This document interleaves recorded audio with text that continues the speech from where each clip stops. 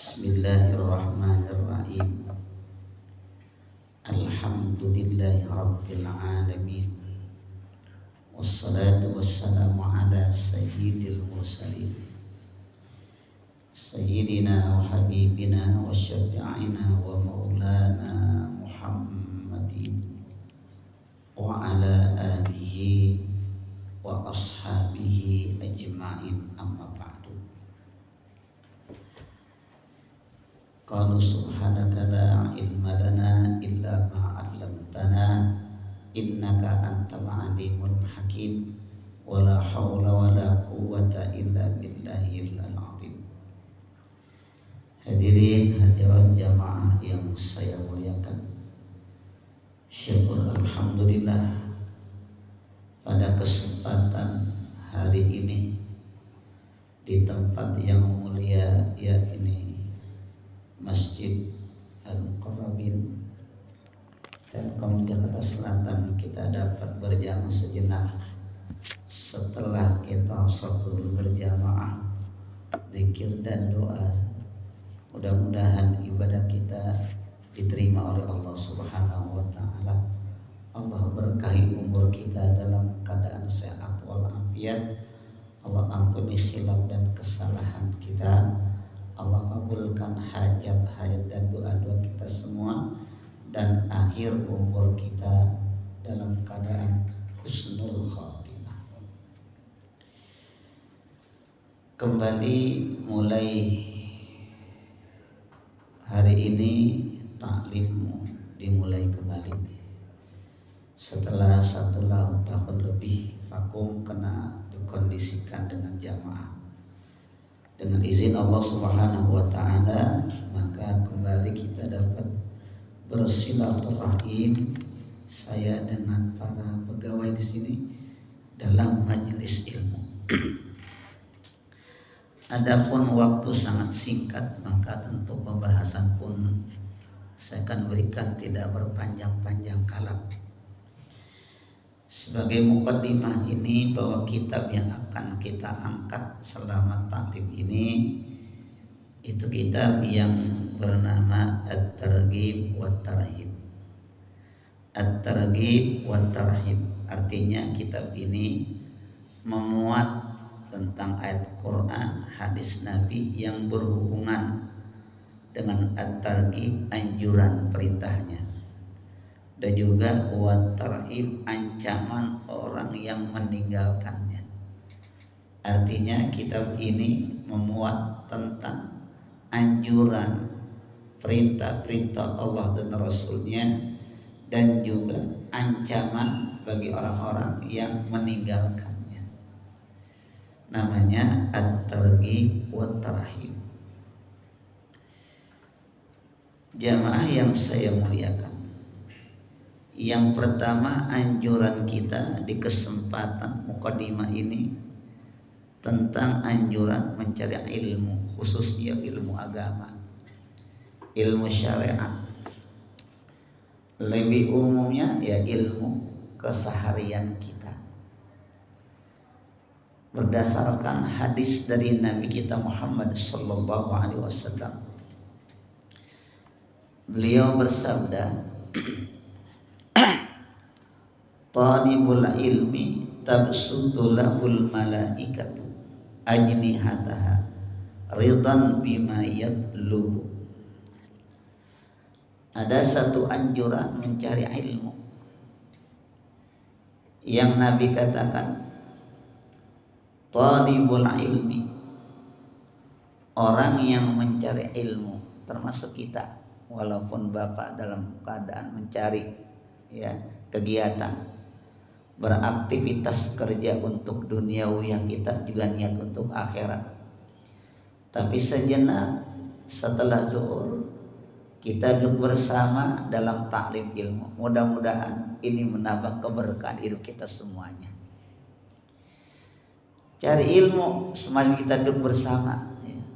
Yang Nabi katakan talibul ilmi, orang yang mencari ilmu itu katanya tabsutu lahul malaikatu ajnihataha Para malaikat membentangkan sayap-sayapnya.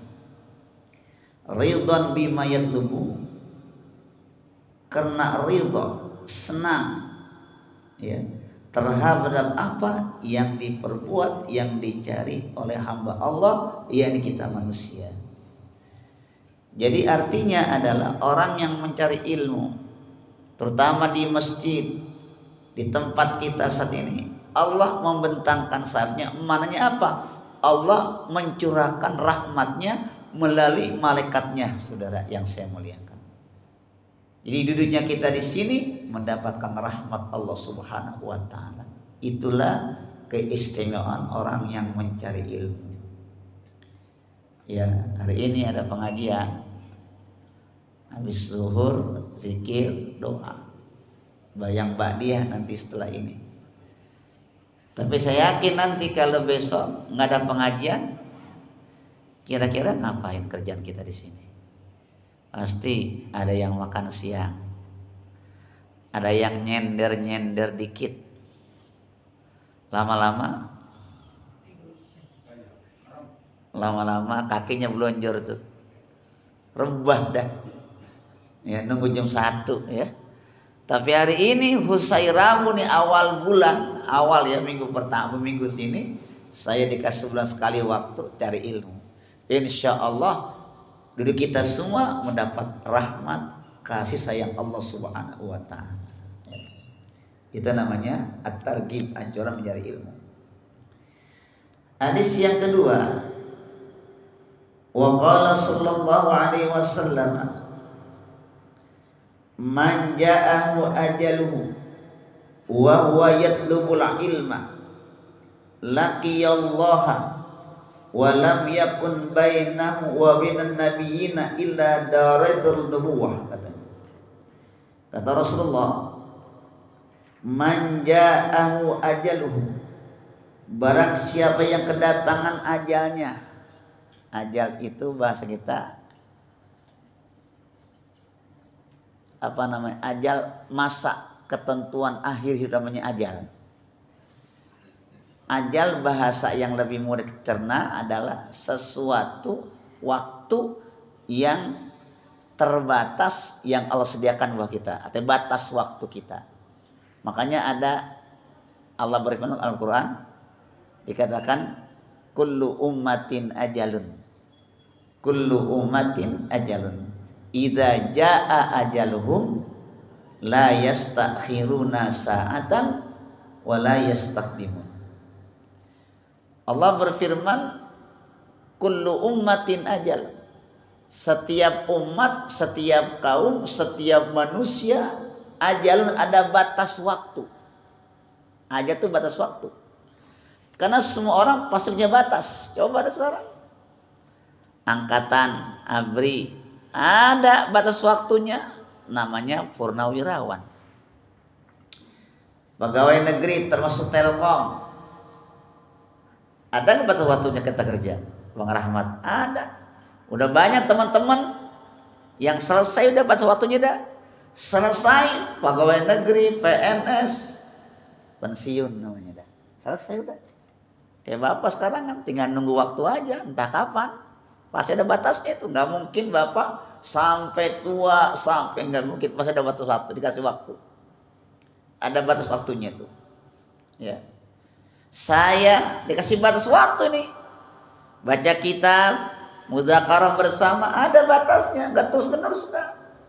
Makanya ajal itu bahasa kita cerna batas waktu kita. Kalau sudah datang batas waktu kita, kata Allah, idza jaa ajaluhum, apabila datang itu batas waktu ajal, la yastakhiruna sa'atan wa la yastaqdimun, maka tidak bisa dimajukan dan tidak bisa diundurkan. Selesai urusan kita, ajal. Yang lebih umum adalah kematian. Kematian itu ajal. Dalam hadis ini katakan, man ja'ahu ajaluhu wa huwa yatlubul ilma, barang siapa yang kedatangan ajalnya, kematian maksudnya di sini, ya, kata Rasulullah. Wa huwa yatlubul ilma, sedang dia masih mencari ilmu, nuntut ilmu. Banyak, Pak. Ada lagi ngaji, habis waktunya, wafat, meninggal. Lagi sujud, sholat tuh. Suka kita di-sharekan di YouTube kan, lagi sholat, wafat. Belum lama ini ada seorang ulama di daerah Pondok Labu, nggak jauh dari tempat tinggal. Subuh lagi baca kunut tuh. Jatuh, wafat, meninggal. Ada yang lagi khutbah, macam-macam. Ada lagi bekerja, ada lagi ngajar. Itu namanya udah batas waktu. Kita nggak tahu tuh kapan waktunya tuh. Jadi jangan kita sangka bahwa ajal waktu kita sakit, belum tentu. Ada yang sehat, bugar dia, sehat walafiat, tidak ada tanda-tanda bagi keluarga yang melihatnya, nggak kelihatan sakitnya, tapi kuna batas waktunya sampai dalam keadaan bagaimanapun pasti selesai. Makanya kita berharap kepada Allah agar batas waktu kita sedang kita berbuat kebaikan. Itu maksudnya. Ya, lagi ibadah, lagi zikir, lagi sholat, lagi nyari nafkah. Jangan batas waktu kita selesai sedang berbuat yang tidak baik. Naudzubillah. Makanya ada bahasa mengatakan husnul khatimah, penghabisan ujung yang paling baik, husnul khatimah. Nah, Nabi katakan man ja'ahu ajaluhu wa huwa yatlubul ilma. Barang siapa yang kedatangan ajalnya sedangkan dia sedang mencari ilmu, laqiyallahu, niscaya dia akan berjumpa dengan Allah. Ya. Dia akan berjumpa dengan Allah. Walam yakun baina wa bainan nabiyina, dan tidak ada jarak antara dia dan antara para nabi illa darajat nubuwah, kecuali derajat kenabian. Artinya orang yang mencari ilmu kemudian selesai dia sedang mencari keridhaan Allah, dia wafat, itu tinggi derajatnya, hampir sama dengan derajat kenabian. Makanya jamaah saya muliakan, kita lagi ini walaupun kita nih, saya bersyukur, senang melihat Bapak semua walaupun Bapak sibuk. Saya yakin pada sibuk karena waktunya kerja, bukan waktunya ngaji, waktunya kerja. Waktunya kerja, cari nafkah buat keluarga, ya. Rasa kantuk juga rasa lapar yang Bapak sedang rasakan, sedikit waktu kita untuk ngaji, mudah-mudahan banyak manfaatnya. Rezekinya makin berkah, sedikit ada titipan ilmu untuk menambah kualitas ibadah kita kepada Allah Subhanahu wa taala. Jamaah yang saya muliakan, itu hadis yang kedua, yaitu tentang ilmu. Wa qala sallallahu alaihi wasallam, ad-dunya mal'unatun mal'unun ma fiha illa dzikrallahi wa ma walahu wa aliman wa muta'alliman. At-Tirmidzi. Hadis yang ketiga kata Rasulullah, ad-dunya mal'unatun, dunia itu dilaknat, dimurkai dunia itu kata Allah. Mal'unun ma fiha, dimurkai di dalamnya, illa kecuali katanya siapa? Zikrullahi, yaitu di dalamnya kecuali yang zikir kepada Allah beserta apa yang mengikutinya tuh. Jadi dunia kalau buat kita hanya bersenang-senang, buat kita menikmati dunia saja, itu bisa menjadi murka.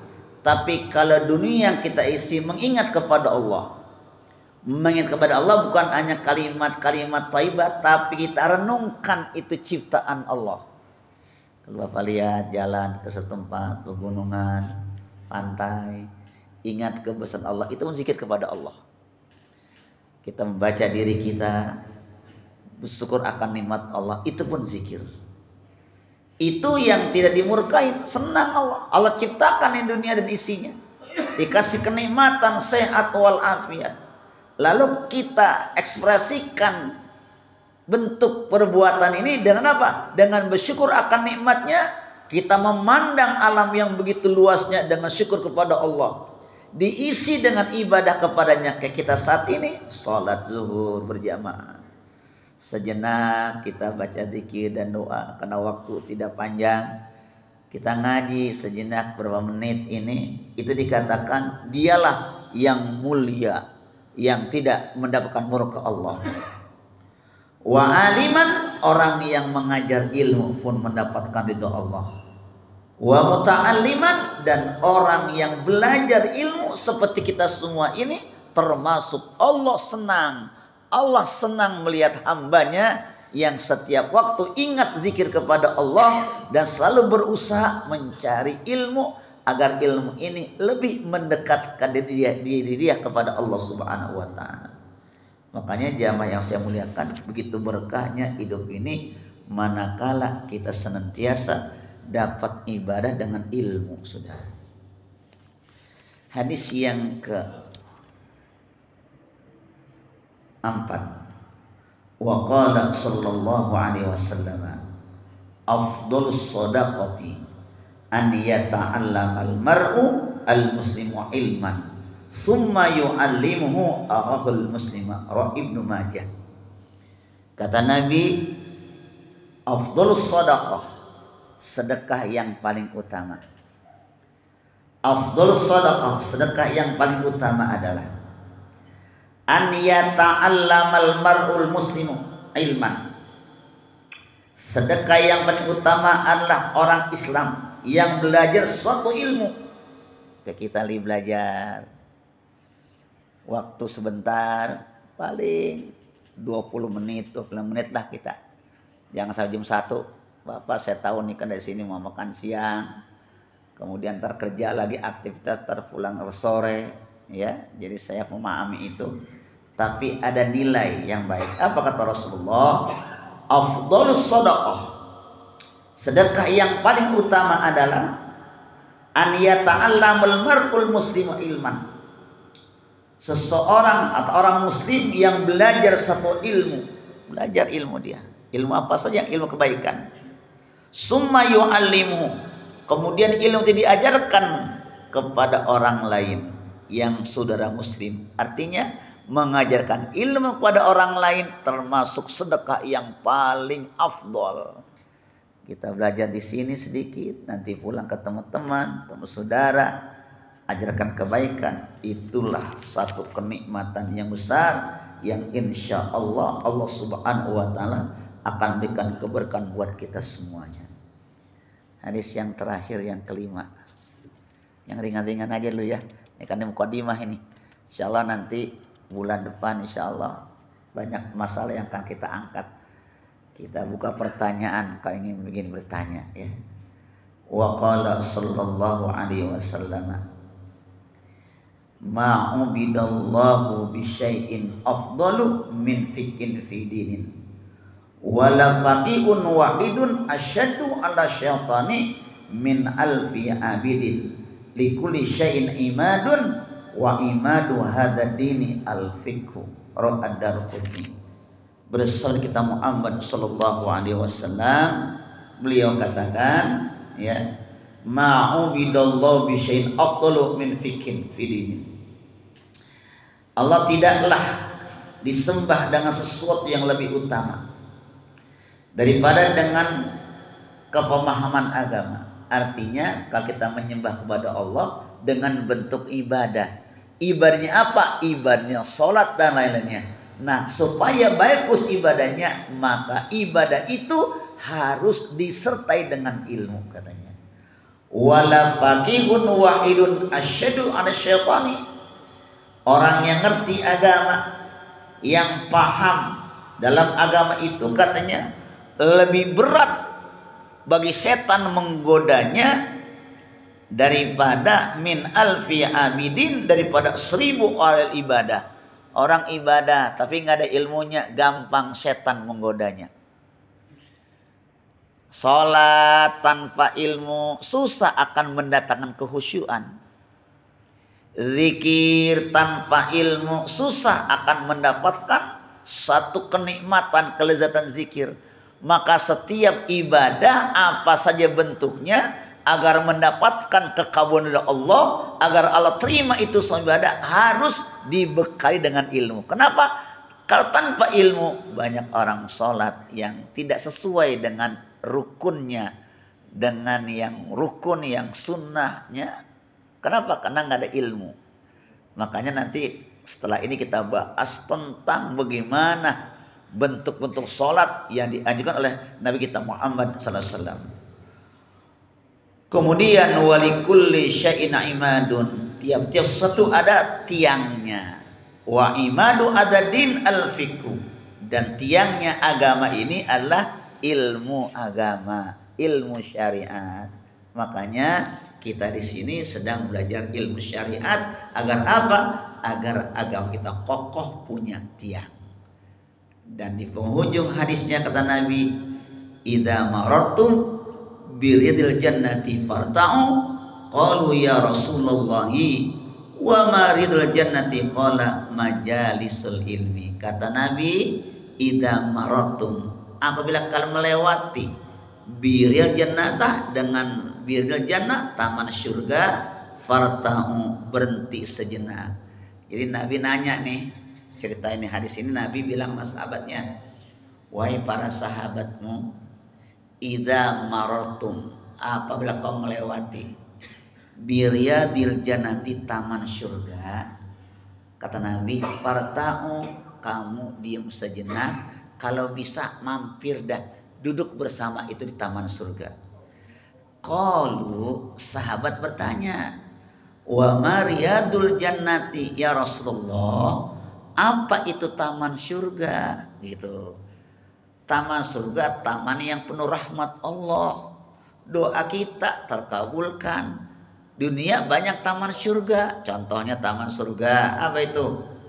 Bapak ibu saudara kalau pergi umrah, pergi haji, itu ada Masjid Nabawi, itu ada namanya Raudhah. Raudhah itu di sana, pengertian Raudhah, ma baina baiti wa minbari, antara rumahku dan tempat mimbar salatku namanya Raudhah, taman surga tuh. Jadi kalau Bapak insya Allah ada rezeki, bisa umrah, bisa haji, sholat di Masjid Nabawi, sejenak pasti kita ke Raudhah. Itu di situ ada kubur Rasulullah, atasnya ada Kubbatul Khadra, kubah yang warna hijau, di bawahnya kubur Rasulullah. Ada tiga, ada kubur Rasulullah, sahabat Abu Bakar Siddiq, dan Sayyidina Umar, bertiga kuburnya. Lurus ke samping itu ada mimbar. Mimbar semacam itu, itulah mimbar Rasulullah waktu beliau sholat. Nah kata Rasulullah, itu namanya Raudhah min jannah, taman-taman surga. Barang siapa yang sholat di situ, berdoa di situ, pasti akan diijabah oleh Allah Subhanahu wa taala. Mudah-mudahan teman-teman bisa berangkat umrah dan ibadah haji dengan rizki yang halal Allah Subhanahu wa taala. Ya. Nah, kita nggak bisa ke sana nih. Ongkosnya juga cukup. Ya, banyak uangnya. Waktu juga ada nih yang ke sono. Kata Nabi, kata sahabat, wa maril jannati, apa taman surga? Qala, kata Nabi, majalisul ilmi, yaitu tempat-tempat pembahasan ilmu. Berarti ini kita sejenak sedang berada di taman surga. Mudah-mudahan berkah hidup kita, rahmat Allah kita dapatkan. Ini aja, semoga banyak manfaatnya. Insya Allah nanti ke depan kita bahas tentang masalah anjuran, dari mulai bersuci, sholat, macam-macam nanti syariah. Mudah-mudahan pada sehat semuanya, pada berkah semuanya. Walaupun sejenak kita ngaji, menjadi ilmu yang bermanfaat. Al-Fatihah. A'udzubillahi minasyaitonirrajim. Bismillahirrahmanirrahim. Alhamdulillahirabbil alamin. Arrahmanirrahim. Maliki yaumiddin. Iyyaka na'budu wa iyyaka nasta'in. Ihdinas siratal mustaqim. Siratal ladzina an'amta 'alaihim ghairil maghdubi 'alaihim waladdallin. Amin. Astaghfirullahaladzim, astaghfirullahaladzim, astaghfirullahaladzim. Bismillahirrahmanirrahim. Alhamdulillahirabbil alamin. Allahumma shalli wa sallim wa barik ala sayyidina Muhammad wa ala ali sayyidina Muhammad. Allahumma aftah alaina futuhal arifin wa faqihna fid din waj'alna minal ulama'il amilin. Allahumma aghnina bil ilmi wa zayyinna bil hilmi wa akrimna bit taqwa jamina bil afiyah. Rabbana zalamna anfusana wa illam taghfir lana wa tarhamna lanakunanal khasirin. Rabbana taqabbal minna innaka antas samiul alim wa tub alaina innaka antat tawwabur rahim. Ya Aziz ya Ghafar ya Rabbal alamin. Wa sallallahu ala sayyidina Muhammadin walhamdulillahi rabbil alamin. Terima kasih perhatiannya. Mohon maaf ridho dan khilafnya. Saya ketemu nanti bulan depan, mudah-mudahan pada sehat semuanya. Assalamualaikum warahmatullahi wabarakatuh.